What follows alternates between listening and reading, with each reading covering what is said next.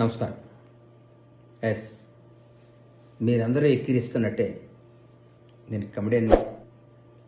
నా జీవితం అక్కడి నుంచే స్టార్ట్ అయింది. ఇంకో విషయం తెలియాలి. నేను హైదరాబాద్ బతకడానికి వచ్చినప్పుడు ఒక నిర్మాణ సంస్థలో ఇన్స్టిట్యూట్ అయిపోయినాక షాద్నా తిరిగి వెళ్ళిపోవడం ఇష్టం లేక ఆఫీస్ బాయ్గా కూడా పనిచేశాను. నేను గర్వంగా చెప్పుకుంటా. అక్కడి నుంచి అగ్ర నిర్మాత స్థాయి దాకా ఎదిగా. చిన్న చిన్న వేషాలు వేసా. ఎందుకంటే నేను మేనేజ్మెంట్ కోటాలో లేను.